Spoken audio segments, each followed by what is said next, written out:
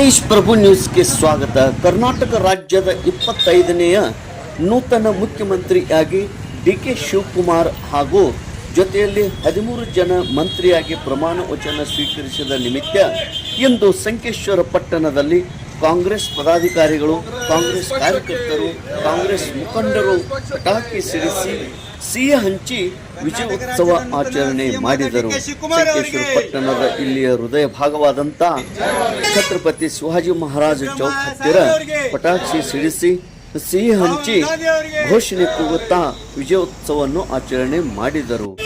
ದೊಡ್ಡಲಹಳ್ಳಿ ಕೆಂಪೇಗೌಡರ ಮಗ ಶಿವಕುಮಾರ್ ಇವರು ಕರ್ನಾಟಕ ರಾಜ್ಯದ ನೂತನ ಮುಖ್ಯಮಂತ್ರಿ ಆಗಿದ್ದಕ್ಕೆ ಹಾರ್ದಿಕ ಅಭಿನಂದನೆಗಳು. ಸನ್ಮಾನ್ಯ ಶ್ರೀ ಡಿ.ಕೆ. ಶಿವಕುಮಾರ್ ತಳಹಂತದಿಂದ ಬೆಳೆದು ಬಂದಿರುವ ಮಹಾನ್ ನಾಯಕ, ಅಪರೂಪದ ನಾಯಕತ್ವ ಹೊಂದಿದ ಗುಣ ಇವರ ಸಾಕಾರ ಮೂರ್ತಿ. ಇವರಿಗೆ ಮತ್ತೊಮ್ಮೆ ಮುಗಿದೊಮ್ಮೆ ಅಭಿನಂದನೆಗಳು. ಇಂದು ಈ ವಿಜಯೋತ್ಸವದಲ್ಲಿ ಪಾಲ್ಗೊಂಡವರು ಮುಖಂಡರಾದ ಡಾಕ್ಟರ್ ಜಯಪ್ರಕಾಶ್ ಕರಸ್ಗಿ, ಅದೇ ರೀತಿ ಕಾಂಗ್ರೆಸ್ ಮುಖಂಡರಾದ ಅವಿನಾಶ್ ನಲವಡೆ, ರಾಜು ನದಾಬ್, ಶಂಕರ್ ಭೋಸ್ಲೆ, ಸಂತೋಷ್ ಸತ್ನಾಯಕ್, ಖಬ್ರಜ್ ಹಜರತ್ ಬಾಯಿ, ಅನಿಲ್ ರಜಪೂತ್, ಪ್ರಕಾಶ್ ಪಾಟೀಲ್, ಭರತ್ ನಲವಡೆ, ಮುಕ್ತಾರ್ ನದಾಬ್, ಅಲ್ತಾಫ್ ಶೈನ್ನವರ್, ರಿಯಾಜ್ ಫನಿಬಂದ್, ಜಾಕೀರ್ ಮುಮಿನ್ ಹಾಗೂ ಅನೇಕ ಕಾರ್ಯಕರ್ತರು ಪಾಲ್ಗೊಂಡಿದ್ದರು. ತೇಜ್ प्रभू न्यूज संकेश्वर. कर्नाटक राज्याचे नूतन मुख्यमंत्री सन्माननीय श्री डी.के. शिवकुमार साहेब आज शपथविधी घेऊन कर्नाटक राज्याचे 25वे मुख्यमंत्री पदाचा धुरा सांभाळत आहेत. गेल्या 3 वर्षापासून ज्या पद्धतीनं सन्माननीय श्री सिद्धरामय्या साहेबांनी 5 गॅरंटीचं अगदी सक्सेसफुली ज्याचा निभाव करत आलेत, त्याच पद्धतीनं ह्याच्या पुढे देखील डी.के. शिवकुमार साहेब हे कंटिन्यू असंच अव्याहत करत राहतील. त्याचप्रमाणे आपले बेळगाव जिल्ह्याचे पालकमंत्री श्री सतीशअण्णा जारकिहोळी देखील आज मंत्रिपदाची शपथ घेऊन परत ह्या जिल्ह्याचं नेतृत्व करत आहेत. आमच्या सगळ्या बेळगाव जिल्हा काँग्रेस कमिटीच्या वतीनं सन्माननीय श्री राहुल गांधी साहेब, सिद्धरामय्या साहेब, मल्लिकार्जुन खरगे साहेबांना एक विनंती आहे की कर्नाटक राज्याचं केबीसीचे पद देखील सन्माननीय श्री सतीशअण्णा जारकिहोळींनाच द्यावं, जे करून कर्नाटक राज्यात काँग्रेस आणि परत आपल्या स्वबळावरती पुढचे 2028चे इलेक्शन देखील सक्सेसफुली पार पडले. हमारे जो नए अभी मुख्यमंत्री हुए हैं सन्मान्य श्री डी.के. शिवकुमार साहब, उनको मैं हार्दिक अभिनंदन करते हुए और हमारे मंत्री सतीशअण्णा जारकिहोळी उनको भी अभिनंदन करते हुए और हमारे कर्नाटक राज्य के जो माजी मुख्यमंत्री हैं सिद्धरामैया साहब, इनके नेतृत्व में इस सरकार को उन्हीं की तरह से 5 साल 5 गारंटी देते हुए अच्छे चलाएंगे.